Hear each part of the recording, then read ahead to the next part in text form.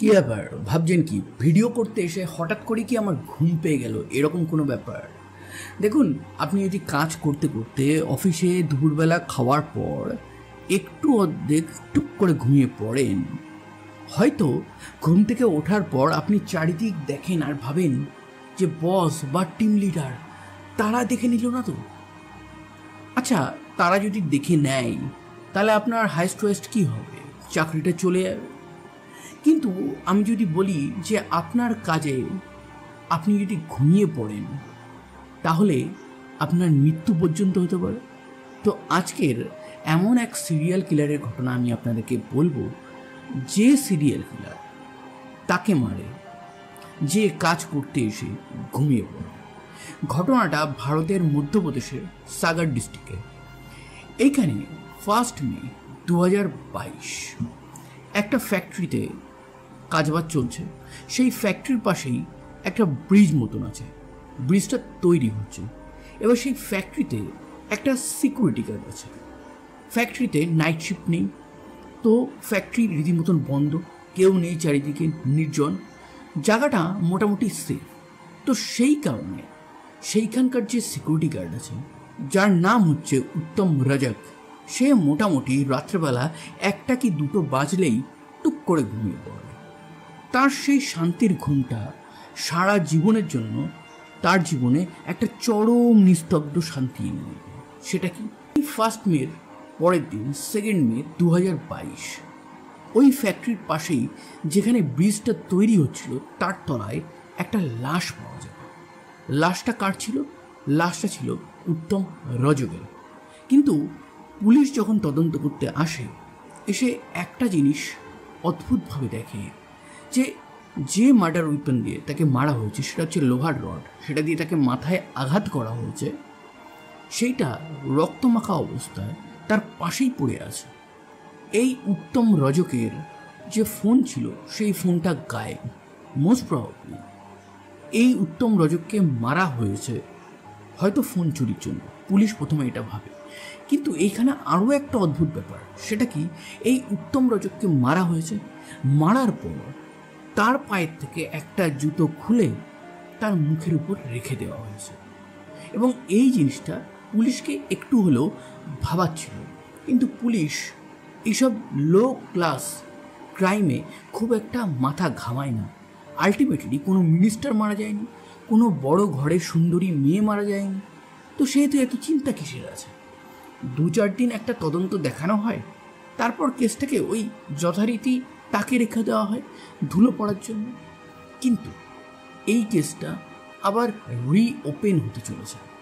যদি এই কেসটা তদন্তটা ঠিকভাবে হতো তাহলে আরও 3টে প্রাণ হয়তো বেঁচে যেত। 27 অগস্ট 2022, বয়স হচ্ছে 58 বছর। তার নাম হচ্ছে কল্যাণ লোধে। এবং এই কল্যাণেরও একটা প্রবলেম আছে, এবং আগের যে মার্ডারটার কথা আমি আপনাদেরকে বললাম তার সাথে অনেকটা ম্যাচিংও আছে।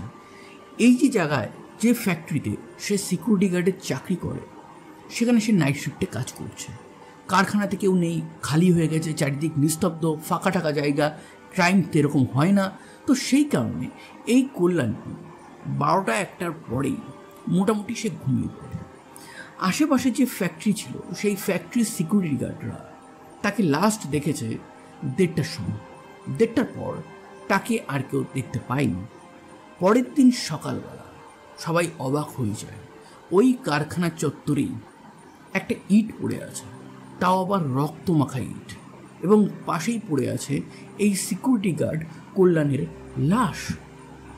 তাকে মাথায় আঘাত করা হয়েছিল, এবং পুলিশ এটা থেকে বুঝতে পারে যে এটাও মোস্ট প্রবাবলি ঘুমন্ত অবস্থায় তাকে আঘাত করা হয়েছে।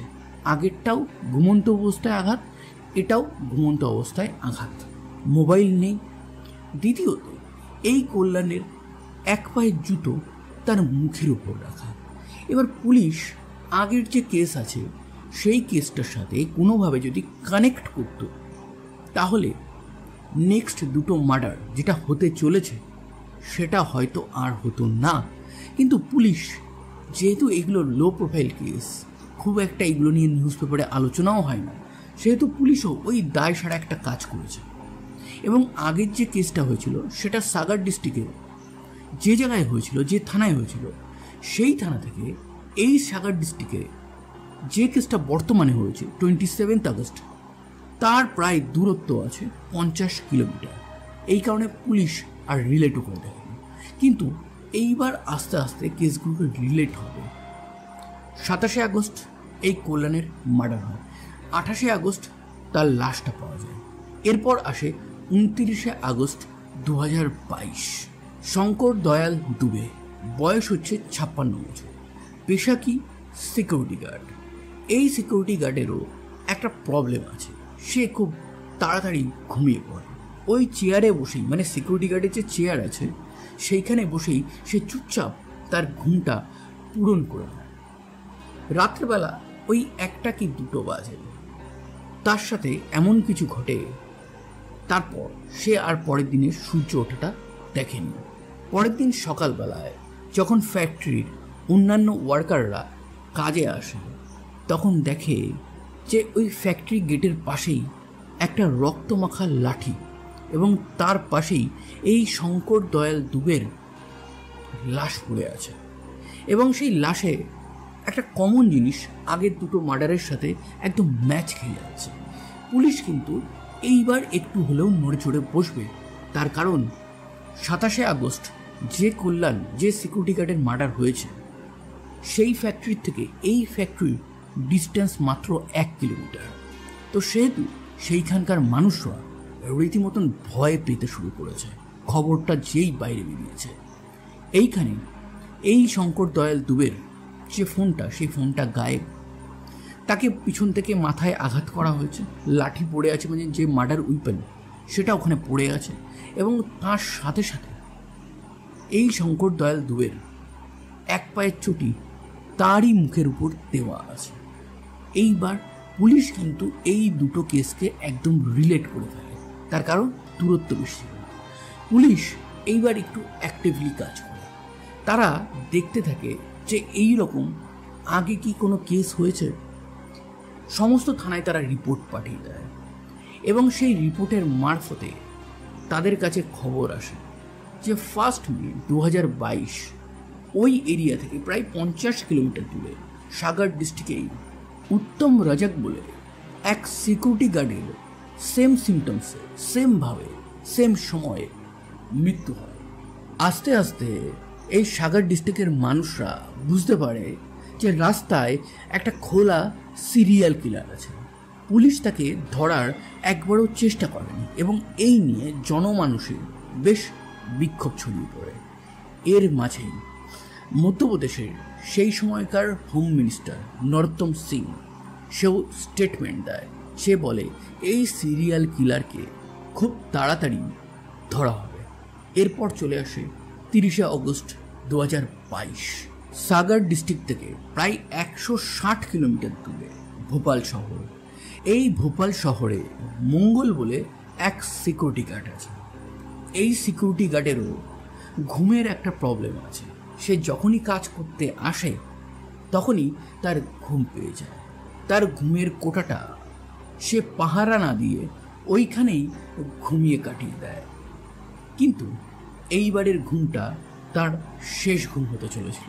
সে যে ফ্যাক্টরিতে কাজ করত সেই ফ্যাক্টরিতে কোনো নাইট শিফট ছিল না, আর বাদ বাকি কোনো কর্মচারী ছিল না, সেই ছিল একমাত্র সিকিউরিটি গার্ড।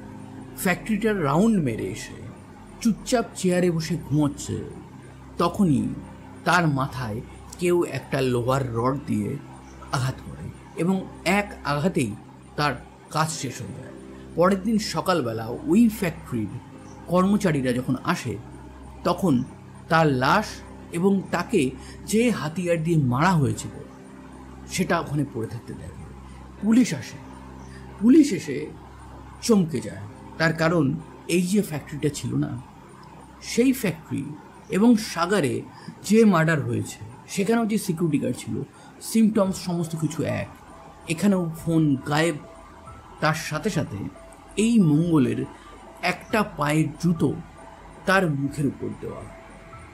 এবার পুলিশ নড়ে চড়ে বসেছে, তার কারণ হোম মিনিস্টারের স্টেটমেন্ট চলে এসেছে।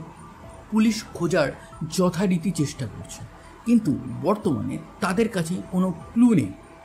কিন্তু শেষমেশ তারা একটা ক্লু এখানে বার করে। যে প্রমাণটা পুলিশ পায় সেটা কিছুটা অদ্ভুত টাইপের। আমি বলেছিলাম না যে 27শে আগস্ট কল্যাণ নামক এক সিকিউরিটি গার্ডের হত্যা করা হয় সাগর ডিস্ট্রিক্টে। এবার তার যে মোবাইলটা ছিল না, সেই মোবাইলটা তো নিয়ে গেছিল চোর বা যে খুনি। কিন্তু শঙ্কর দয়াল দুবে তাকে যখন মারা হয়, পুলিশ ওই এরিয়াটা সার্চ করতে করতে একটা জিনিস দুদিন পর দেখতে পায়। ওই শঙ্কর দয়াল দুবের বডির পাশ থেকেই, মানে পাশ বলবো না, 200-300 মিটার দূরতে একটা মোবাইল পড়ে আছে। প্রথমে পুলিশ তো ভাবে যে ওই মোবাইলটা মোস্ট প্রবাবলি শঙ্কর দয়াল দুবেরই হবে, হয়তো এই কিলার নিয়ে যেতে ভুলে গেছে বা তার পকেট থেকে পড়ে গেছে।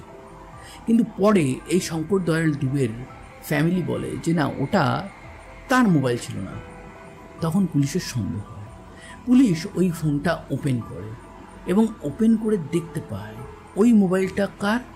ওই মোবাইলটা হচ্ছে সাগারে আর একটা ফ্যাক্টরিতে যে সিকিউরিটি গার্ডে ক্লিন হয়েছিল, যার নাম হচ্ছে কল্যাণ, ওটা তার মোবাইল।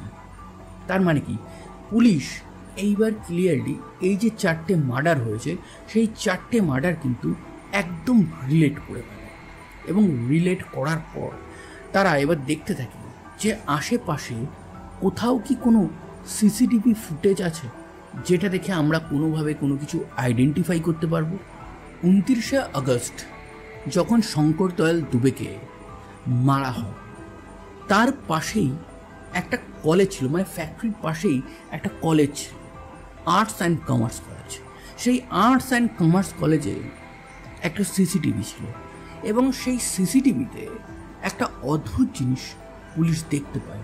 সেটা কি, যে একটা 19 কি 20 বছরের ছেলে হবে, মানে দূর থেকে দেখে যতটুকু বোঝা যায়, সেই ছেলেটা একটা সাদা জামা এবং একটা হাফ প্যান্ট পরে তারস্বরে দৌড়াচ্ছে, তার জন্য দিক বিদিক নেই। এবার পুলিশ এইটা দেখে কোথাও একটু সন্দেহ করে, কিন্তু এই সিসিটিভিতে যেহেতু ওটা রাত্রেবেলা ছিল, তার মুখটা ক্লিয়ারলি বোঝা যাচ্ছিল না, ব্লার করা ছিল। এরপর পুলিশ স্কেচ আর্টিস্ট নিয়ে আসে। সেই স্কেচ আর্টিস্ট দিয়ে ওই ব্লার ফেসটা দেখে একটা ছবি বানানোর চেষ্টা করে এবং ছবি বানিয়েও ফেলে একটা। এবং এই যে ছবিটা আছে সেইটা ওই সাগর ডিস্ট্রিক্ট ভোপালের চারি দেওয়ালে পেস্টিং করে দেয়।